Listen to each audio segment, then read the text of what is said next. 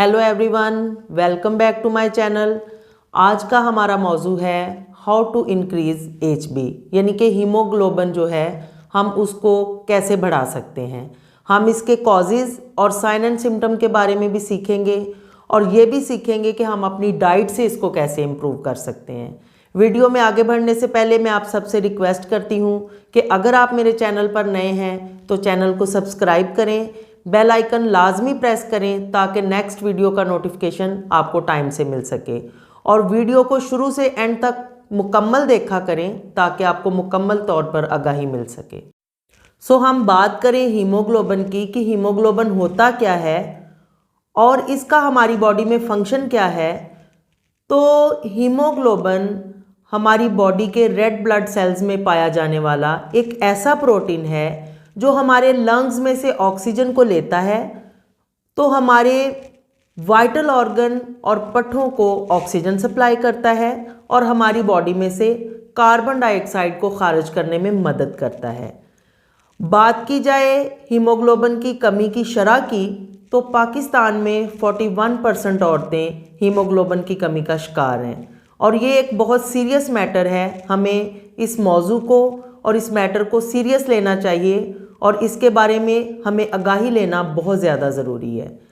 Normal range की बात करें तो ये औरतों और मर्दों में डिफरेंट रेंज है। औरतों में 12 से लेके 15 तक नॉर्मल है और मर्दों में 13 से लेके 17 तक नॉर्मल है। अब बढ़ते हैं कॉजेज़ की तरफ। हम बात करें कॉजेज़ की तो सबसे पहले आ जाती है डेफिशिएंसी ऑफ आयरन, यानी कि खून में आयरन की कमी, डेफिशिएंसी ऑफ विटामिन B12। इसके अलावा क्रॉनिक डिजीज़ में आ जाता है किडनी फेलियर। उसके अलावा कैंसर के पेशेंट, उनमें भी HB की कमी होती है। इसके अलावा मेजर ट्रोमा, यानी कि अगर आपका कोई हादसा पेश आ गया है तो उसमें आप बहुत ज़्यादा ब्लीड हो गए हैं, उसकी वजह से मेजर सर्जरी भी कॉज हो सकती है लो HB की। इसके अलावा प्रेगनेंसी में, क्योंकि तब फीटस के साथ ग्रोथ हो रही होती है, तो जब औरतें खुराक प्रॉपर नहीं लेती हैं, अपनी केयर नहीं करती हैं, तो उसकी वजह से भी डेफिशिएंसी ऑफ हीमोग्लोबिन हो जाता है। इसके अलावा मेडिसिन की भी एक रीज़न होती है जिसमें कीमोथेरेपी या ज़्यादा देर एंटीबायोटिक ले रहा है अगर पेशेंट, तो वो भी रीज़न होती है लो HB की। इसके अलावा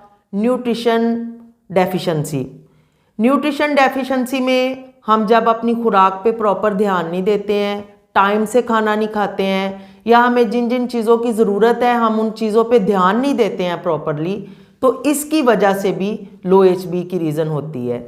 इसके अलावा औरतों में एक कॉमन मसला है 40+ जब औरतें हो जाती हैं, वो मीनोपॉजल एज की तरफ जाना शुरू होती हैं, तो उसमें उनको DUB का प्रॉब्लम हो जाता है, यानी कि डिसफंक्शनल यूट्राइन ब्लीडिंग, यानी कि उनको रूटीन से ज़्यादा पीरियड्स होते हैं जिसमें उनको ब्लीडिंग ज़्यादा होती है और खून की कमी हो जाती है।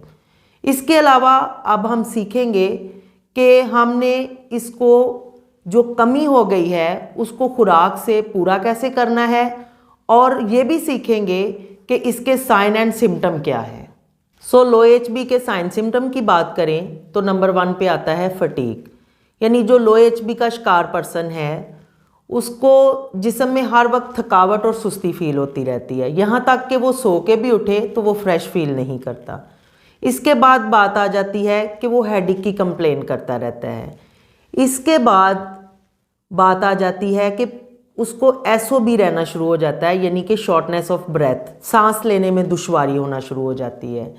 इसके अलावा पेशेंट जो है उसको चेस्ट पेन होती है, अक्सर दिल की धड़कन थोड़ा सा भी काम करे या थोड़ा सा भी चल ले तो दिल की धड़कन तेज़ हो जाती है। इसके अलावा हाथ और पाँव अक्सर ठंडे रहना शुरू हो जाते हैं, और जो एक बहुत ही कॉमन साइन औरतों में ख़ास तौर पे पाया जाता है लो HB की औरतों में कि उनके स्पून नेल्स हो जाते हैं, यानी कि जो नॉर्मल है ये इस तरह ऊपर को उभरे होते हैं नेल्स, और उनके जिस तरह चम्मच की शक्ल होती है उस तरह के नेल्स हो जाते हैं, तो ये भी एक साइन है लो HB का। इसके अलावा पेल स्किन हो जाता है, अगर हम इस तरह आंख करके देखें तो ये कंजक्टाइवा जो है ये भी पीला हो जाता है। ये सारे साइन सिम्टम जो हैं ये लो एचबी को जाहिर करते हैं। सो अब बढ़ते हैं कि हमने इस एचबी को इम्प्रूव कैसे करना है।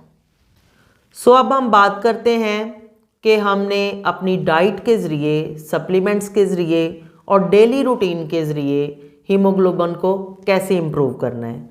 सबसे पहले बात करते हैं rich source of iron food के बारे में।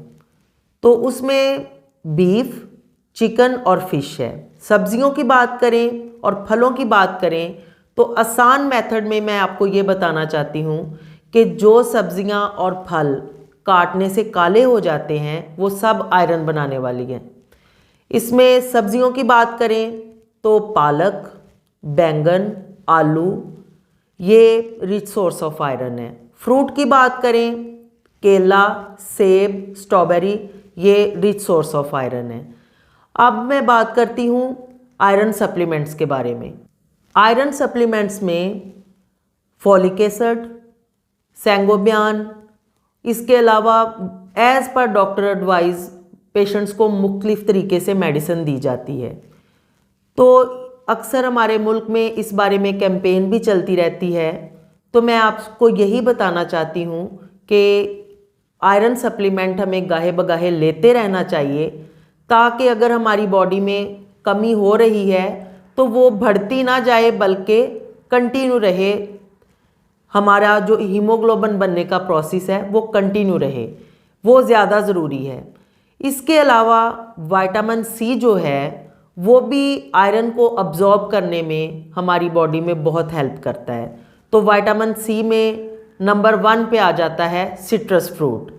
इसके अलावा कीवी, स्ट्रॉबेरी, शिमला मिर्च ये विटामिन सी का रिच सोर्स है। अब बात करते हैं कि हम अल्कोहल और कैफ़ीन को अवॉइड करके भी अपने एचबी को इम्प्रूव कर सकते हैं। अब बहुत सारे लोग हैं जिनको जब लो एचबी होता है तो वो अक्सर हेडेक की कंप्लेन करते हैं। तो वो अपनी हेडेक को दूर करने के लिए चाय के कप पी रहे होते हैं, कॉफ़ी पी रहे होते हैं, लेकिन वो अनजाने में अपना हीमोग्लोबिन और कम कर रहे होते हैं। तो हम इसको अवॉइड करके भी अपना हीमोग्लोबिन बढ़ा सकते हैं।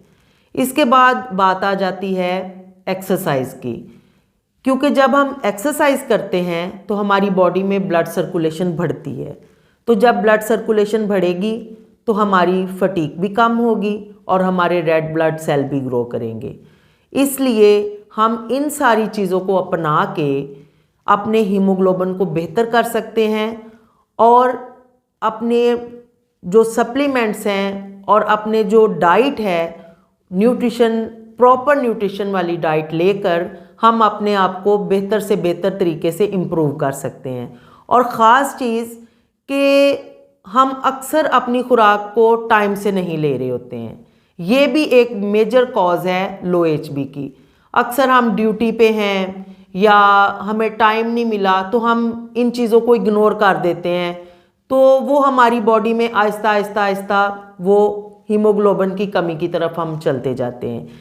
इसलिए अपने काम के साथ साथ, बेशक आप हाउसवाइफ हैं या जॉब करते हैं, चाहे मर्द हैं औरतें जो भी हैं, हमें कभी भी ये नहीं सोचना चाहिए कि काम का बर्डन है तो जी हम खाना बाद में खा लेंगे। अपने खाने को अहमियत दें, क्योंकि जब हम अपनी बॉडी को अहमियत नहीं देते हैं तो फिर हम मुख्तलिफ तरह के मसाइल का शिकार होते हैं। इसलिए अपनी केयर करना बहुत ज़्यादा ज़रूरी है। सो मैं उम्मीद करती हूँ कि आपको मेरा आज का ये मौजू पसंद आया होगा, आपने इससे बहुत कुछ सीखा होगा। अगर आपको मेरी ये वीडियो पसंद आई है तो इसे लाइक, शेयर और कमेंट ज़रूर करें और अपने दोस्तों और फैमिली में भी शेयर करें ताकि दूसरों को भी इंफॉर्मेशन मिल सके। Thank you for watching.